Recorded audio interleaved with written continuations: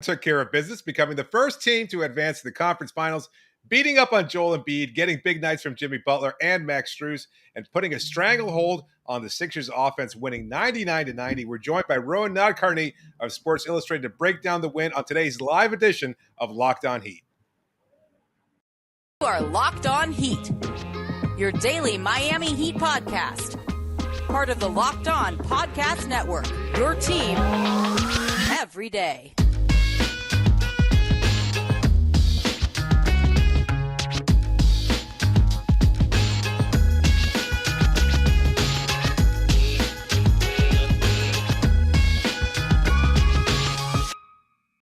Hello, Heat Nation. It's a Friday edition of Locked On Heat, your daily podcast covering all things Miami Heat. However, you may be listening or watching on YouTube, Odyssey, or on your favorite podcast app. Thank you so much for making us your first listen every day. I'm David Ramil, and with me, as always, is my co-host, Wes Goldberg. Today, we're joined by Rohan Nadkarni of Sports Illustrated to break down Miami's 99-90 win in Game 6 against the 76ers, advancing to the Eastern Conference Finals, waiting for the Milwaukee Bucks or Boston Celtics to decide their series. What a fucking game. I wanted to go on a rant so bad, but I've made a promise not to. My wife, my marriage is at stake here. I can't do it, but goddamn it, I'm fucking psyched up. I am so excited. What a big win. They put the absolute clamps on Joel Embiid. They beat him down. Like, between him falling to the ground constantly and Bam Adebayo's defense, they made him look absolutely mediocre. And I know he's battling through injury and everything else. Who cares? Max Strus stepping up big, having 20 points, as many as Joel Embiid. Big nights from Jimmy Butler, another 30-point night explosion from him. Rohan, what do you make of the game so far? It was obviously, I think, probably the best performance the Heat have put up during the postseason, considering the stakes. I tweeted this: biggest road win of Jimmy Butler's Heat career. You recall they didn't win a game on the road or a game last year, obviously in the bubble, his first year with the team. I was really curious to see how this team was going to respond in this environment. This is a little bit different beast in that Atlanta series. Could they get one on the road against this Philly team with Embiid? I know people are tired of me making excuses for Embiid. I think he was clearly limited at the same time, and credit to the Heat for making him work, taking advantage of his limitations, challenging him at the rim. Bam fronting him, I think, took out so much energy from Embiid. I don't know if he had a single easy catch this entire game. So just really impressed with Miami's focus. I think this is, you could argue this is the most impressive win this group has had, just again, considering the circumstances. Mm-hmm. And to do it on the road against the team that traded Jimmy Butler to Miami, I'm sure Jimmy feels extra good about that. Absolutely. Well, I'm glad you bring up the Heat perspective and what they were able to do to Joel Embiid, because so much of the national media conversation has been what Joel Embiid can't do, what James Harden can't do in the round before, what Trae Young could not do. And there's one common denominator, and it's the Miami Heat, and it's specifically the Miami Heat defense. And this defense is one that clearly has to be feared. It gives the Heat a real chance to make the finals, and maybe they won't be favorites over Milwaukee or over Boston, but we got to stop acting like this, like that series, the Celtics and the Bucks series, is the conference finals, right? We need to stop acting like that. Miami might not have a guy that's getting MVP votes. They might not have, that top tier type of star, but they do have the best defense in the playoffs. They've had, by the way, the best player, arguably, in the playoffs in Jimmy Butler or Max Strus, depending on which way you want to go on that. It sounds crazy, like, to even have to say this about the number one seed in the Eastern Conference, but like, a lot of people aren't saying it. We have to say it. We keep saying it. The Heat are legit contenders, and this game proved it. I don't want to hear about what those other players could not do. The Heat worked them hard. They made things really difficult on a limping Joel Embiid, but still Joel Embiid. They made things really difficult on James Harden. In the round before, they made Trae Young look like Ish Smith. I'm telling you, this is a defense that can carry this team to the finals. This is a real contender team. Without a doubt. Fantastic points there. It was a great game. Great game. Like, to go in there, so much of the series has been so weird to predict, because obviously Miami dominated the first two games without Embiid. Yeah, only home wins. Next two games. Yeah, exactly. Then they go into Philadelphia. They're looking a little shell-shocked. They didn't know exactly how to handle Embiid in Game 3 and Game 4. They let one potentially slip away there. They kind of regained their identity to some degree, and they come back, absolutely spank them at home by a 35-point win. And then in Game 6, what happens? Do they go there? Do they control the series? Do they put their imprint on it? Do they not give the Sixers any chance to breathe, and that's exactly what they did. This was a team that could smell the blood in the water, and they did what they were supposed to do. Great win by them, and I'm glad that you guys bring up the fact that they are looking like a legitimate contender, as they have all season long, to be quite honest with you. So great win. I don't know where to take it from here. Honestly, I'm kind of like aimless here. Well, first of all, let's take it to the Philly crowd. How about that? Let's take it to the Philly crowd. All these people going at the Heat fans, getting there late because they've never experienced traffic on I-95, getting down to downtown Miami. They've never experienced it. No, the Philly fans were not there. They were leaving early. I'm sick of Heat fans getting crapped on all the time for being quote unquote bad fans. That's just fans across the NBA. So I don't want to hear it anymore. I don't want to hear anything else about Pats and Genos. Pub subs are better than Pats and Genos. I've had both Pats and Genos, and I've had. But have you had subs. Ishka Bibbles? I don't. Is that a place? It is a place. Yes, Okay. I've been there. I went there with Deion Waiters, actually, of all people. Wow. Ironically. Oh, didn't you write a story about that? Name drop. I did. Yeah, I do remember that. I did go to D'Alessandro's, and that was apparently, I think, Kobe's favorite Philly cheesesteak spot. And the woman who helped me at the cash register went to UCF Go Knights. So love in my heart for D'Alessandro's. It was good. But pub subs are still better. So I don't want to hear it. I don't want to hear it. I don't want to hear about the Liberty Bell. Let's talk about Liberty City. I don't want to hear about any of the Philly stuff anymore. I'm over it. I'm done. Good night, Philadelphia.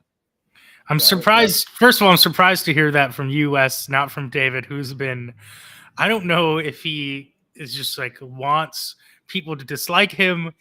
He's just really gone on some aggressive rants against the city of Philadelphia. I'm also surprised that David hasn't come in with some kind of completely off the wall sandwich take here. That he's like, I've never had any of them. That he's like, forget cheesesteaks, forget pub subs. You know, have you ever had like a Kansas City whatever? You know, I'm surprised David didn't come in with some kind of really can't eat anything in Kansas City. Yeah. I can't. Here we go, David. I don't want to hear about David being vegan because one time I brought up a veggie sandwich on a podcast and Ramil freaked out. Cucumbers and alfalfa sprouts. What does the guy eat? He's never had a Milano. He's never had a Nutter Butter. He's never had a pub sub. What does the guy eat? He doesn't eat peanut butter. It's like the diet of a rabbit. Like what? I don't get it. No, not a rabbit. Because you brought up. Okay, we've completely gone off the rails here. But you know what? Fuck the process. This is why you don't blow up the team. This is why you don't tank for a player because Joel Embiid could potentially get hurt. Max Strus outplayed your MVP candidate, Philadelphia fans. It is unbelievable that Max Strus in that, what was it, the third quarter, going straight at Joel Embiid on a drive. That was basically the entire antithesis of this series and sort of how we it kind of everything coalesced to that moment. How banged up Joel Embiid was in this series and just how gassed he was out there because he really, really was. It's a shame that we never got to see this team against a full strength Joel Embiid. Screw that. No, because it's just going to end up being excuses being made for whatever, and it was a fluke by the Heat to even get here.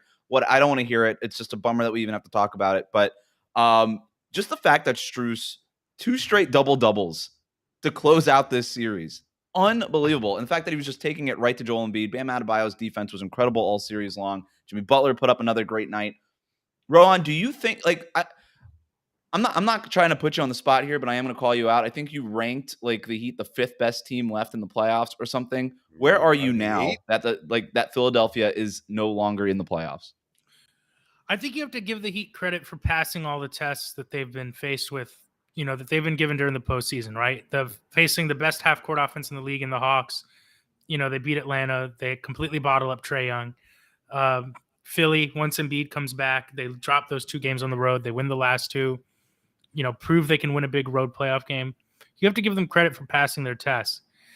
At the same time, if you want the honest truth, if you want the context, you look at what Milwaukee's doing. I think Giannis is by far and away the best basketball player on planet Earth right now. As good as Jimmy's been, he's not been as good as Giannis. The Bucks are doing that without an all-star caliber player in Chris Middleton. You look at Boston's body of work from January through the playoffs. The fact that they almost caught up to Phoenix in net rating after being under 500, the fact that they had a lineup that was statistically outperforming, the Kevin Durant Warriors death lineup, you have to respect that as well. You have to respect that Phoenix was the only team to win as many games as it did this season. You have to respect the Warriors have three players who've never lost a playoff series before the finals. So when you look at that context, to me, it's not about disrespecting Miami. There's a lot of good teams in the NBA this season. I'm sorry, Stoner Bars. Why is he on here? I'm ruining the celebration. No, it is. I've got to be honest with you. No, it's not. No, it is. Tonight. It is. You guys, all I'm saying. No, seriously. No, listen. No. Listen. Okay. Look, I love Rohan. He knows that. Wes, you know I love you too. At the same time, this is not the night for that. Who gives a fuck about those other goddamn teams? Right now, Miami did what they were supposed to do. This is what we're supposed to do. He's right. He's right. This is the night. Tomorrow you come in with a cold takes of, maybe the Golden State Warriors. Who gives a fuck about Nobody that? Nobody is giving the Heat any consideration. They are calling the Celtics. Not even my co-host, apparently. No, they are calling the Bucks Celtics series the Eastern Conference Finals. Everybody is saying that. I don't think that the Heat will be favored against whichever team. Like they will not be favored. But here's what I'll say. But they are legit contenders. They can make that a series. They can make it to the finals. And they're gonna have a chance to prove it. Jimmy Butler's gonna have a chance to prove it. I've seen the tweets, believe me. I've seen the Jason Tatum's top 5. He's better than Kevin Durant. I've seen all the tweets. Compare their stats. Butler's thoroughly outplayed him in the playoffs. He's gonna have his chance. I think last year was clearly just an aberration for him. And I think the circumstances of that year were obviously very unique. Last year was a fluke? Yeah. I mean, last year was a fluke. We've gotten into this on the Open Floor podcast, but I think there's reasons to believe 2021 was a bigger fluke than 2020. So, yeah, I think the Heat are going to get their chance to prove it. They're going to get their chance to prove it. I mean, we can sit here and talk all we want. Are they getting disrespected? Is there not enough attention on them, etc.? Now's their chance. Now's their chance to put all that to rest. Shut people like me up who've been a little skeptical all season. Let them shut me up. I'd love to see it. But they're going to get their chance certainly. Yeah, absolutely. Well, are we doing? Are we going credit cookies? Away? Yeah, credit cookies in the next. I better be doing credit cookies. That's real you're going to get a chance. That's why you're here. We're doing it next. We're doing it next. Rohan's going to pick the cookie. All right, excellent. All right, well, we'll talk about which players stepped up in tonight's big Game 6 win. And before we talk about some bigger picture things regarding, who they might want to face in the Eastern Conference Finals and what might be the easier path to another trip to the NBA Finals for this Miami Heat team. But before we do that, just a reminder, summer's coming. You got to want to be able to take a snack on the go. And if you want something that can provide the nutrients you're looking for and is easy to pack away in your bag, then you know what you're looking for is a Built Bar. Believe me, they're great. All sorts of great flavors. I'm not sure about the chocolate mint one, but I haven't tried it myself. Others have tried it. They say they love it. They swear by it. And you can get a mixed box with all of your favorites, including chocolate mint. So that's a great one. You can try their new birthday cake butts. Birthday cake puffs. Imagine dipping your finger into that plastic tub of birthday cake frosting and then opening your eyes and realizing that it was only 150 calories and 16 grams of protein. I'm reading it as they wrote it. This is what it's like to eat. It sounded like birthday cake butts, and then you said stick your finger in it, and I'm not sure what this ad copy is supposed to be. I may have misspoke, and that's okay. Right now, we're all excited about that. So, whatever floats your boat, as Tyler here like this. Yeah, it is. It supposedly is. All right. So go to Built.com right now. Get your birthday cake puffs. Go to Built.com. Use the promo code LOCK15. Get 15% off your order. Again, use the promo code LOCK15 for 15% off at Built.com. Thank you for making Locked On Heat your first listen every day. Make sure to go check out the Locked On NBA Big Board podcast. Host Rafael Barlow from NBA Draft Junkies and author of the NBA Big Board newsletter gives fans an in-depth look into the NBA draft with mock drafts, player rankings, and big boards. It's free. It's available wherever you get your podcasts. David, Rohan. No, I'm off the hook tonight. I've got that winning somebody who actually kind of eats feeling. Cookies. Somebody who actually eats kind cookies. Of feeling. I want some cookies. We got to hand out some credit cookies. We've got now 10 credit cookies to give out, and this is not just for the game. This is going to be for the series. We're going to do a series style for this. I don't love that, but I mean, I guess we don't have a. I don't have a choice. Yeah. Okay, you want to do it just for the game? We'll do it just for the game. You're the guest. Yeah, let's do it just for the game. There we go. All right, perfect. What kind of cookies are we giving out, Ron? We are going to give out some Big Lover Bakery vegan cookies. Shout out to Big Lover Bakery. I went to wear my Big Lover Bakery hat. Best chocolate chip cookies in the game. Google them. I do not have a financial stake. This is not an ad. They're just genuinely great cookies. So, okay. All right. Very good. Lover. So what? So, all right, Big they're Lover Big Lover Bakery. cookie. Yeah. Is there a specific cookie They're that you vegan. like there? The chocolate chip. That's Chocolate the Big chip. Lover. I love it. That's the All right. one. The OG. Okay. So Big Yeah. Lover chocolate chip vegan cookie. We got to give 4 of them to Jimmy Butler. 4 of the 10 right off the bat. Giving him 4 of them to Jimmy Butler. Okay. No, Best player I on the think floor it's tonight. yeah. I think it's Set a good the tone point. on both sides. Absolutely. Same Whenever thing we've been saying Philadelphia about him all looks, I like series. 4. I like 4 for Jimmy. I'm he doing the made math the in my right head. play. Yeah, I mean, he made a steal here Somebody and has there. to. I'm really he big was on him. he was in kill mode tonight. I mean, he didn't Yes. pick up. He had 0 assists. I think the entire first half and maybe up until the fourth quarter. And I know that he claims he's looking to pass. It's bullshit. I don't believe it. He wanted to score tonight. He wanted to take a lot of shots, and rightfully so. He's been really successful in this series. The efficiency dipped a little bit, but he was fantastic, putting a lot of pressure on the defense, and so much so that Philly had to, they were going to these zone looks. He was killing them, empty side pick and rolls, finding PJ Tucker cutting along the baseline.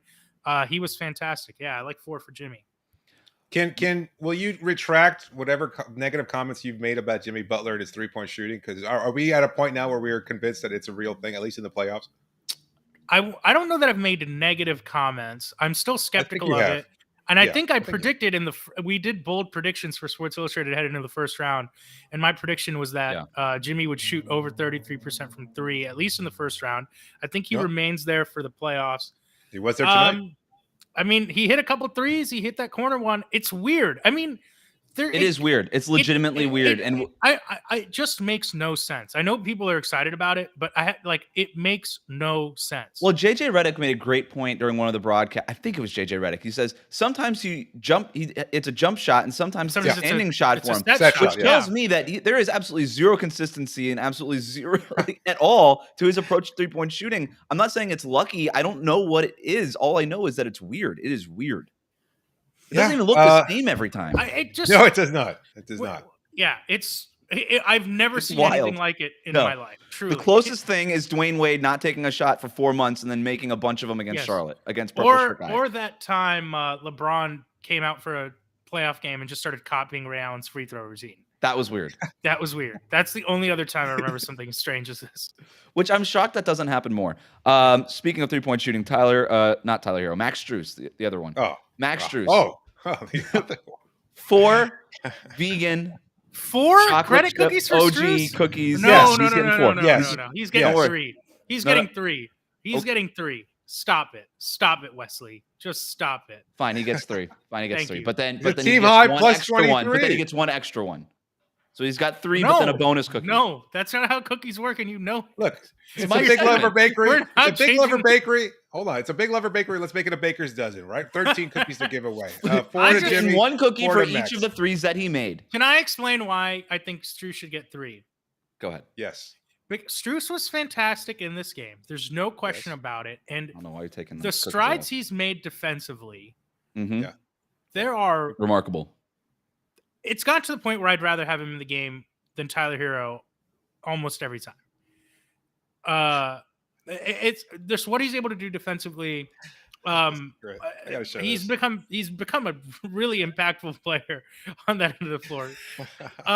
You But made an arch nemesis tonight. Yeah, in we starter really have. bars, I'm telling you. We need to save 3 credit cookies for Bam Adebayo. If we're giving out 10 credit cookies, we need to save It's a 3. baker's dozen. Because- We're going to change if the you rule. look at Baker's the box dozen. score and try to tell me, but you try to look at the box score Yeah. and tell me what Bam did tonight, I'm like Jimmy Butler. I'm Rohan, crumbling it up and throwing it in your face. You I thought obviously this was- don't listen to enough of these segments because there's only 10 credit cookies available, but that's never true. That's never true. Where there's always extra cookies when we need them. I'm giving Strus the 4 cookies. I'm giving Spo 2 credit cookies here. 2 more credit cookies. So now we've given out 10, okay? Spo could have gotten way more, but I did think he got outcoached in a couple of those games. But he found the right levers and the right buttons to push by the end of the series, and he ended up doing all the right things with the rotation at the end. He's getting 2. But we just found 10 more vegan credit cookies. Oh my God! We just found 10 more of them.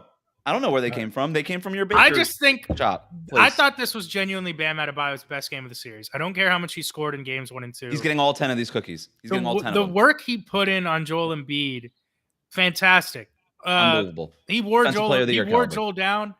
Absolutely defensive player of the year caliber. I mean, the backline of their defense, the fronting he was doing, the effort he had to put into this game that was happening when he wasn't even on the ball was fantastic. He had that steal at the top of the key on Harden, start of the fourth quarter that I think made the game start teetering. Yeah, backbreaker, exactly.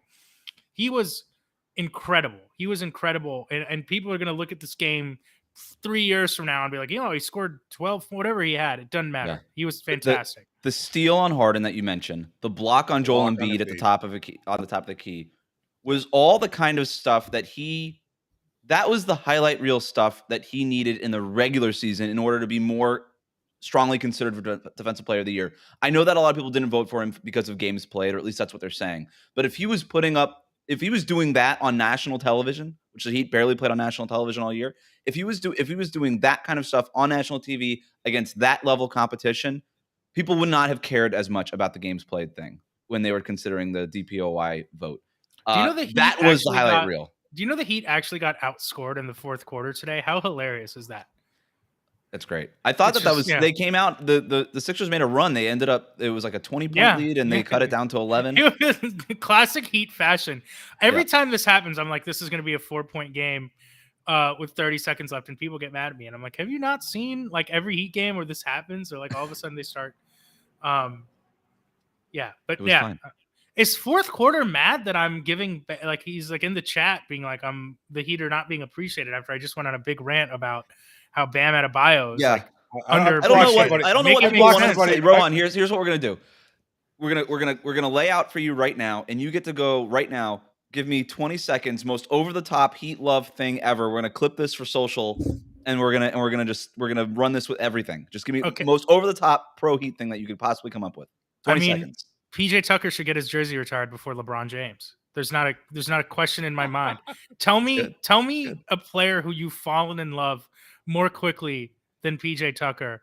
Outscoring James Harden in an elimination game, 37-year-old PJ Tucker. Remember when Brooklyn brought Blake Griffin into the game in that first round? It was like 33-year-old Blake Griffin. Look at him. PJ Tucker is so old, and he half a decade older than Blake James Griffin. Harden in an elimination game, okay?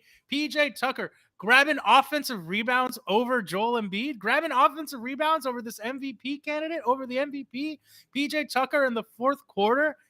I have so much love for Tuck, doing whatever it takes, playing center, playing forward, doesn't get a single play called for him, doesn't get a single shot called for him, and he still ends the game with more points than James Harden. He dresses better than James Harden. And he does. He's, to me, the heartbeat of this team. I'm ready to put that jersey in the rafters before the conference finals. Make him change his jersey. Replace Michael Jordan's jersey with the PJ Tucker jersey. Yes, because the 17's got to be retired. He's on fire. Let him wear number 3 for the next round. I don't care. He's on fire. All right, this show, I don't know if it was ever on the rails, but it's completely off of it now. But we'll wrap up this segment, and we're taking all your questions, so make sure to send them in via the chat. We'd love to hear from you throughout the show. Make sure to send us in. We'll answer them in the next segment. But before we do that, just a reminder that BetOnline.net continues to be your number one source for all of your betting needs and sports info. Find all the latest odds, news, and sports developments, including this year's basketball playoffs, Major League Baseball scores, fights, and even next season's NFL futures. BetOnline is your continued source for all your sporting wagering information, from live betting to playoffs, esports, and more. Head to the website today or use your mobile device to learn more about the trends in action. BetOnline, where the game starts.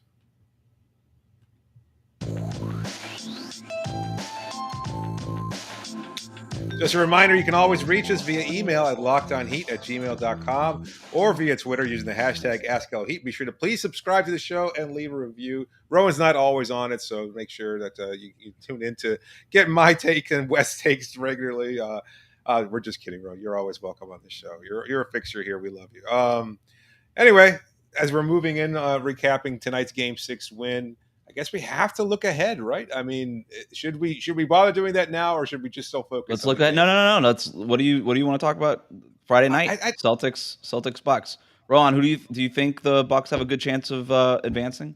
I think winning the it Bucks Friday have a night? great chance of advancing. I mean, getting that Game 5 win. So Oh it's my gonna be God! round 3, isn't it? The number of times I've watched the highlights of that fourth quarter just to Oh my remind God. myself that really happened, that Boston really blew that in front of their home fans. Whew! Man, I've watched that fourth quarter a lot. Marcus Smart getting blocked and then stripped. Just the epic Defensive flop player of when the he year. got stripped clean. Getting out defended by an actual good defensive guard. I think the Bucks have a great chance, but Boston's a resilient team. I think it's Yeah. going to be a really, really good game. I mean, that series has been awesome. Yeah, and for either team, right? Both of them have shown that they can win on the road too. So it's not like any For team has a sure. clear home court advantage. I mean, Milwaukee blew the big lead the game before, so it's not like they've been perfect in this series either. Al Horford turning back the clock, amazing. Good for Al Horford. Yeah, I guess from a Heat fan perspective, I mean, Boston is probably the quote unquote easier matchup, at least on paper. I'd say that's the case. I think the Heat match up with that Celtics team a little bit better, but I guess considering the Bucks might still be without Middleton for at least the early part of that series. We got a question about that right here. With no Middleton, I feel like the Heat should be favored in the Eastern Conference Finals. Do you concur? No, they won't be favored. I don't think they should be either, but I don't think. I mean, Giannis is on a completely different level than where he was that series 2 years ago in the bubble. Yes. But considering what we just saw from Bam against Joel Embiid, I know Embiid hurt, etc. Is there any faith that Bam can limit Giannis from doing what he's been able to do? Like the Celtics don't have anybody really other than Horford who can match up with them. I mean, they've gotten good minutes, frankly, with Smart on Giannis. They've gotten good minutes from Grant Williams on Giannis. It'll be interesting. People are going to get mad at me if I tell the truth. I'll just say it's going to be an interesting series. I mean, if Milwaukee's able to win without Middleton, that says a lot about how good this team is. I mean, it's going to be a slugfest. It's going to be a slugfest like this Boston series. Neither teams are going to be efficient offensively. And Jimmy, I mean, the worst playoff series of his career came against these Bucks. He's going to have something to prove against that team. I think that's going to be interesting for me to watch. That's going to be the biggest test of his career if he gets the Bucks, because that was the team that clamped him up for a full round. So humiliated. And so, I think so that's a good point. He's going to have something to prove against Milwaukee. If it's Boston or Milwaukee, they need more from Tyler Hero. And Philadelphia schemed Tyler Hero out of this series for the most part. Really, after games 1 and 2, they schemed him out. Yeah, I see people. No, it's not, because I see people being like, the Sixers are terrified of Tyler Hero. They are blitzing him because they know he is turnover prone. Right. There's a reason they don't blitz Jimmy Butler. It's because he's a much better playmaker and takes better care of the ball. They blitz him in order to create turnovers. Right? Yes, and I think that people should maybe start thinking about that when it comes to Hero, because he's not been really good in these playoffs. He was good in the first 2 games of the Philly series, and then outside of that, he's really struggled. That's why I'm saying they need more from Hero. They do. Regardless if it's Boston or Milwaukee. Yeah. We could talk about matchups and all that kind of stuff. We have time for that. All I know is whether it's either team, they need Tyler Hero. You said earlier, Rohan, that like Max Strus, you're at the point where you'd almost rather have him on the court than Tyler Hero. I don't think that that's a hot take. I think that's a very logical take based on how Strus has played. Strus just making the passes that he was making today. Yeah, I mean, where everything. did that come from? Defense, rebounding, passing. Attacking closeouts, running pick and roll with Bam. I didn't know. All of this is new. All of this is new. It's crazy. And with Hero, we just need more of that efficiency. People talk about how much better he's gotten as a passer, as a decision maker, and I think he has since his rookie year and since college. But there's still another leap, a big leap that needs to. And it's different when playoff defenses are dialed into you, because this is the nature of playoff basketball. Your weaknesses will keep getting attacked until you prove you can overcome them. But who on Milwaukee's roster would defend Tyler as effectively? I mean, look at what Wes Matthews has done to Jason Yeah, Tatum. And Jason Tatum had an 0 for 10 game going against Wes Matthews. Tatum has been incredibly inefficient in that series against Milwaukee, and that's a credit to their defense. And it's not like Hero. I think he has a reputation that's better than what he's shown as a mid-range shooter. They could throw Drew Holiday on him also. Yeah. I mean, Holiday's pound Well, for that pound. leads me to my next question, because are we concerned now about Kyle Lowry's availability? I know a lot of people want to write him off, which I think, quite frankly, is stupid. Like, Gabe Vincent was solid as a substitute, but you still want Lowry out there, particularly for his experience, his defense, his ability to make big shots. You want Lowry out there, and I still think he's a difference maker, but they have to let him get fully healthy. They can't play him out there the level he was at in that Philly series. So if that means he has to miss 2 or 3 more games, I think you have to have to wait until he's in better shape than he was for those 2 games in Philly. My sense was that they essentially ruled him out for this Sixers series. I know it was a game-to-game thing, but they had ruled him out for the entire series, and that's important because they knew they could beat Philly without Kyle Lowry, and they did. They did. But they also know that they can't advance to the finals without Kyle Lowry. That's why you signed him. You signed him for the playoffs, not for the regular season, not for the first. You signed him specifically for the Milwaukee matchup because of how he can the beat Bucks drop coverage with Middleton absolutely. and Giannis. Yeah, exactly, and because of how they just attacked those mismatches in the backcourt, whether it was Dragic or Hero or Duncan Robinson, like they needed a guy who could stand up in that cocktail of switching and being hunted and all that kind of stuff that Milwaukee likes to do. But the same can be said with Boston now. You remember that last game? You remember that last game the Heat played against the Celtics? Lowry was the guy that they were giving the ball to down the stretch of that game, running almost exclusively Lowry Bam pick and rolls down the stretch of that game against Boston to take advantage of their switching. So he's going to be really important at some point in the playoffs. Yeah. You kind of want the series to go 7 games between the Celtics and Bucks just so he has extra time to recover. And Miami has shown that even with a long stretch of rest in between series that they still show up sharp. Look, tonight kind of emphasized something that I've seen from this team all year long, is that they just really understand always what's at stake. And I know I've said this many times in the show, but their ability to understand how to step up, how to embrace the moment, how to rise to the moment just continues to impress me. And in stark contrast to what Golden State did last night, right? I mean, they come in doing the whoop that trick thing, dancing and and going on the road into Memphis saying, hey, we're going to advance. We're going to beat these guys without Ja Morant. No problem. The Heat facing an injured Joel Embiid who was available. Well, the Grizzlies are better without Ja Morant, don't you know? And it's a good point by you, David. Like, this is a team that understood, okay, we have a chance to step on the neck here and get through here and not have to. I'll say this about this Heat team. I felt this way the whole season. You remember that Golden State game they had? Jimmy Butler turned his ankle, close game throughout the 4th quarter. Kerr said after the game that was a Heat culture performance. Yeah. This Heat team never seems outmatched. They never seem outclassed. Very rarely has that happened during the season. And I'll say that, like, whether that means they're playing up to the level of their competition, there's never been a game or a team this season that I think made the Heat feel like they can't compete with them when they're at their best. And that's what I think they have going for them, is they might not be favored in this series as we've discussed, but they're going to have a chance every night. They play really good team basketball, and they have many good players. They're always at the level, you know? Yeah. Can we do one more question? Do we have time? Yeah, well, this one's by Philippe. Philippe has asked us before about our superstitions. Rohan, we answered this already. Rohan, do you have any superstitions when you're watching Heat basketball? No. No? Maybe like Never? 10 years ago, I used to put on like my old like Heat, Shaq jersey. I used to got, I had the red 32. Best color. I used to make my dad throw on an Alonzo Mourning throwback. But Nice. Yeah. Nice. But not in a long time.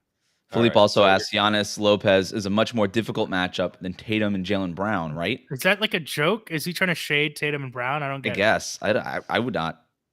I mean, I understand that Giannis and Lopez are huge. I get that. I think that's the thing. Like Lopez. Lopez also hurt the Jimmy and Drop last year, and he's had a nice series. He looks good from that back problem.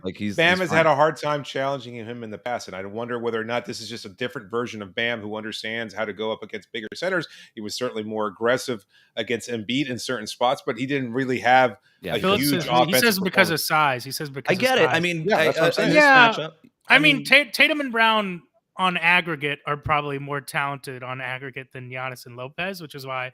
But it's an interesting question. I almost feel like if you take Brook Lopez's name out of it, it looks better for the Bucks, right? Does, like if it's Giannis or Tatum and Brown. Let's put it this way: Giannis is a problem. Yeah, Giannis is a difficult matchup. more difficult matchup than any player. Well, think about it. Look, to Philip's question though, like if you have Bam guarding presumably Giannis for large stretches of the game, and then on offense he has to contend against the size and length of Brook Lopez. It's been a tough matchup.